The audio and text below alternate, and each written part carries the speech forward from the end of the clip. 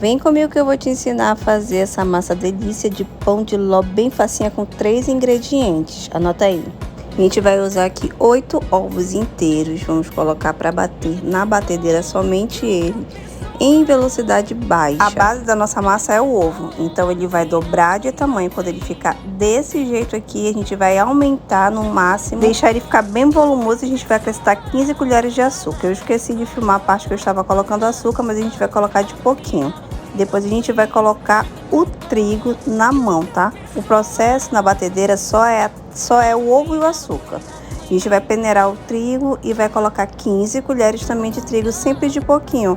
Coloca 2 e mexe. Tem que colocar o trigo bem devagarinho, vai mexendo com o fouet, porque como eu disse, a base dessa massa é o ovo. Se a gente misturar muito rápido, ele vai murchar. E se ele murchar, não vai dar aquele aspecto de bolo de massa fofinha, esfarelando, que é o efeito que essa massa dá, né? Essa massa fica super fofinha, muito maleável e muito gostosa para qualquer tipo de bolo, de torta, o que vocês quiserem fazer. Coloquei o resto aqui do meu trigo, lembrando que o trigo é com fermento, tá? E chegou nesse ponto aqui, ó, a gente já vai pegar a forma. Eu vou usar uma forma retangular. Essa forma retangular que eu tenho aqui é a maior que eu tinha, então eu vou usar desmoldante só na borda, só para o meu pão de ló não grudar, já que ele não é amanteigado, e vou colocar papel manteiga no fundo para facilitar na hora de enrolar o rocambole. Vou despejar minha massa nessa forma, lembrando que essa receita aqui de 8 ovos, ela dá para essa forma retangular e para uma forma redonda de furo, que eu vou usar para outra coisa e vou usar para mostrar para vocês também como ela fica maleável. Como é para rocambole, a gente vai deixar a massa mais fininha, porque depois ela cresce, tá?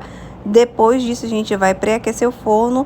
As duas já estão prontas aqui, untadas e na forma, e vamos levar para assar. Vamos colocar para assar em 180 graus, tá? Forno pré-aquecido 15 minutinhos. Enquanto assa, a gente vai providenciar aqui o recheio, a cobertura. Vou pegar aqui a minha goiabada, colocar no liquidificador com um pouco de água e triturar antes de levar ela para o fogo, tá? Para poder ela ficar bem diluidinha e facilitar nosso processo. Então eu vou colocar, depois que ela diluir, no fogo baixo e deixar ela dissolver por completo. Tem gente que coloca ela inteira, mas eu não gosto, prefiro bater antes para facilitar o processo. Ela vai chegar nesse ponto aqui e a gente vai reservar para esfriar e depois a gente rechear nosso rocambole.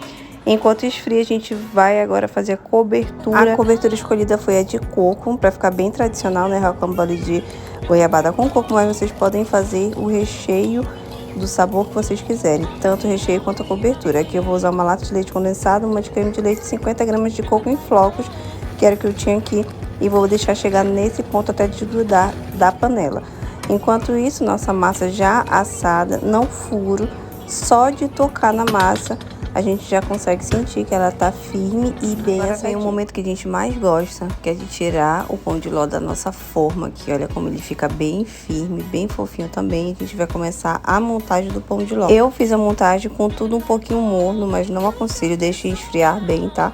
Mas todo mundo tava querendo comer logo, então eu fiz ele morno. Espalhei aqui no meu pão de ló minha goiabada, enrolei com papel manteiga, como facilita. Tirei a bordinha para ficar mais bonitinha e caber na minha vasilha. E vou passar a cobertura de coco, cobrir todo ele. Uma lata de leite condensado para uma de creme de leite e os 50 gramas de coco dá certinho para cobrir todo esse pão de ló, tá? Lembrando que ele tem uns 45 de comprimento. E decoro ele, finalizo com o coco em flocos. Limpo minha tábua e está pronto para servir. Essa massa de pão de ló é uma massa coringa, vocês viram aí, ó, usei desmoldante, saiu perfeita. Ela é bem maleável, apesar de ser fofinha por dentro, ela é bem estruturada. Então você pode usar tanto para bolo, começar a fazer bolinhos para vender, como para torta gelada e colocar em prática. Gostou da dica do pão de ló? Curte, comenta e compartilha.